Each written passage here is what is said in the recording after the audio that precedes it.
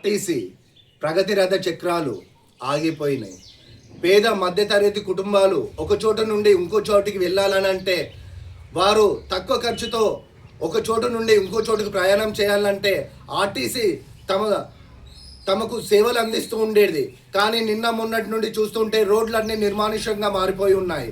కార్మికులు ఏవైతే వారికి రావాల్సిన హక్కుల కోసం ఈ సమ్మెకు పిలుపునిచ్చారో మీరు గట్టిగా కొట్లాడండి. ఏవైతే హక్కులు మీకు రావాల్సి ఉందో ఖచ్చితంగా అది న్యాయబద్ధంగా కొట్లాడి సాధించాలి. అంతే తప్ప ఆత్మహత్యలకు పాల్పడవద్దు. ఎందుకంటే కుటుంబం మీ మీద ఆధారపడి ఉంటుంది. జాగ్రత్త, మీరే పోతే మీ కుటుంబానికి దిక్కెవరు? ఏదైనా కూడా కొట్లాడి సాధించుకోవాలి తప్ప ఆత్మహత్య చేసుకుంటే సాధించేది ఏమీ ఉండదు. ప్రభుత్వం దిగి వచ్చేదాకా కొట్లాడండి. అలాగే ప్రభుత్వం కూడా వారు అడుగుతున్నది న్యాయమైన డిమాండ్లు. అలాంటి కార్మికుల కష్టాలు వాళ్ళ పుట్టగొట్టి ఈ ప్రభుత్వం కూడా ఇంకా చాలా రోజులు ఇలా కాలయాపన చేసుకుంటూ పోతే ఇటు ప్రజలు ఇబ్బంది పడుతున్నారు, అటు కార్మికులు కూడా ఇబ్బంది పడుతున్నారు. మీరు అనుకుంటారు ప్రభుత్వం ఏమైతే నిర్ణయాలు తీసుకొని ప్రైవేటు వ్యక్తులతో బస్సులు నడిపిస్తుందో వారికి సరైన అవగాహన లేకుండా రోడ్లపైన యాక్సిడెంట్లు జరిగితే దానికి కూడా ప్రభుత్వం బాధ్యత వహించాల్సి ఉంటుంది. ఇప్పటి వరకు ఆర్టీసీ కార్మికులు ఏవైతే వారు న్యాయమైన డిమాండ్లను వారు అడుగుతున్నారో వారికి తప్పకుండా న్యాయం జరగాలి. ప్రభుత్వం కూడా వాళ్ళకు సానుకూలంగా స్పందించి వారి న్యాయమైన కోరికలను తీర్చాలి. అలాగే ఎవరైతే ఆర్టీసీ కార్మికులు సమ్మెలో పాల్గొంటున్నారో మీ అందరికీ ప్రజల సహకారం కూడా అందుతుంది. కానీ మీరు ఇలాంటి అఘాయిత్యాలకు పాల్పడవద్దు.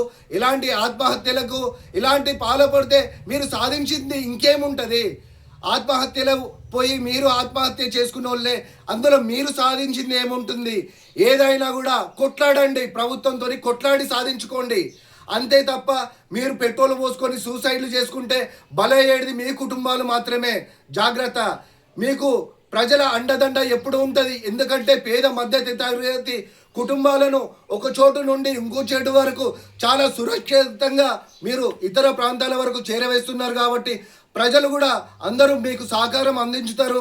ఎలా అయితే మీరు న్యాయబద్ధంగా కొట్లాడుతున్నారు కాబట్టి ప్రజల సహకారం కూడా మీకు అందుతుంది. అలాగే ఇప్పుడున్న ప్రభుత్వం ఏదైతే ఉందో మీ సమస్యలను వెంటనే పరిష్కరించాలి. ఇటు ప్రజలకు కలుగుతున్న ఇబ్బందులు తొలగించాలి. అట్లాగే మీకు రావాల్సిన హక్కులు మీకు న్యాయంగా అందించాలి.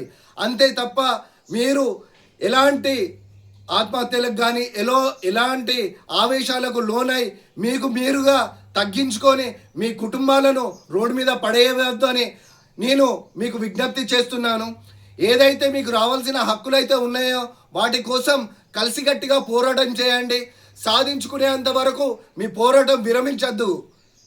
అందరికీ దయచేసి మరొకసారి చెప్తున్నా, ఎలాంటి అఘాయిత్యాలకు పాల్పడవద్దు. మీ కుటుంబాలను రోడ్ల మీద పడేయవద్దు. మీకు రావాల్సిన హక్కులు మాత్రం ఖచ్చితంగా పోరాడి సాధించుకోవాలి. అలాగే ప్రభుత్వం కూడా వారి న్యాయమైన డిమాండ్లను వెంటనే పరిష్కరించాలని నేను ప్రభుత్వానికి కూడా విజ్ఞప్తి చేస్తున్నాను.